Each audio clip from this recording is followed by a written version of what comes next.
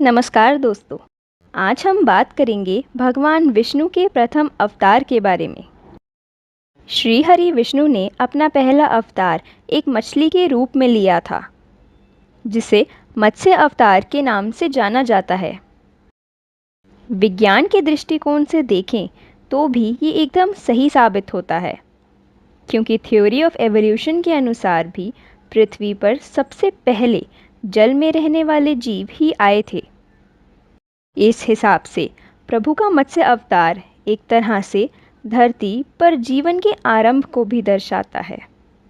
तो आइए जानते हैं प्रभु के इस अवतार को लेने के पीछे की कथा। प्राचीन काल में सत्यव्रत नाम के एक राजा थे। वे बड़े ही उदार और भगवान के परम भक्त थे। एक दिन वे कृतमाला नदी में तर्पण कर रहे थे। उसी समय उनके हाथ में एक छोटी सी मछली आ गई। उस मछली ने राजा से अपनी रक्षा करने को कहा। मछली की बात सुनकर राजा उसे कमंडल में डालकर अपने साथ आश्रम ले गए। आश्रम पहुंचने पर वह मछली इतनी बड़ी हो गई कि उसे एक बड़े मटके में रखना पड़ा। देखते ही देखते वह और बड़ी हो गई और मटका छोटा पड़ने लगा। अंत में राजा सत्यव्रत हार मानकर उस मछली को समुद्र में छोड़ने गए। मछली को समुद्र में डालते समय उस मछली ने राजा से कहा, राजन, समुद्र में बड़े बड़े मगर आदि जीव रहते हैं। वे मुझे खा जाएंगे, इसलिए मुझे समुद्र में ना छोड़ें। मछली की ये मधुर वाणी सुनकर राजा मोहित हो गए और उन्होंने समझ लिया कि ये भगवान की ही लीला है, और वह उनके समक्ष हाथ जोड़कर प्रार्थना करने लगे। ये देख मत्स्य भगवान ने सत्यव्रत से कहा, सत्यव्रत, आज से 7वें दिन तीनों लोकों में प्रलय आ जाएगी और समस्त संसार जल में डूबने लगेगा। उस समय मेरी प्रेरणा से तुम्हारे पास एक बहुत बड़ी नौका आएगी। तुम सभी जीवों, पौधों और अन्न आदि के बीजों को लेकर सप्तऋषियों के साथ उस पर बैठकर विचरण करना। जब तेज आंधी चलने के कारण नाव डगमगाने लगेगी, तब मैं इस रूप में आकर तुम सबकी रक्षा करूँगा। इतना कहकर भगवान अंतर ध्यान हो गए। अब इस कथा के बीच आप सभी के लिए एक प्रश्न।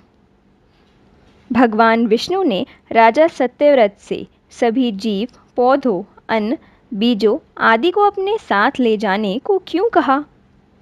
और क्या है उन सप्तऋषियों के नाम जो राजा के साथ नौका में गए? अगर आप इस प्रश्न का उत्तर जानते हैं तो कमेंट करके अवश्य बताइएगा। अंत में वह समय आ पहुंचा जब संसार में प्रलय आने वाली थी। राजा सत्यव्रत के देखते ही देखते सारी पृथ्वी पानी में डूबने लगी।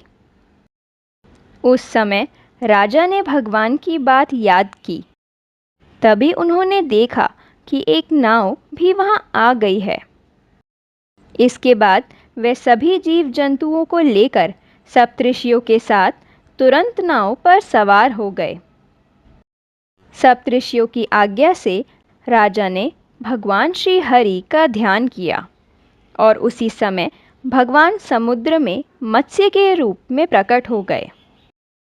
तत्पश्चात भगवान ने प्रलय के समुद्र में विहार करते हुए सत्यव्रत को ज्ञान एवं भक्ति का उपदेश दिया।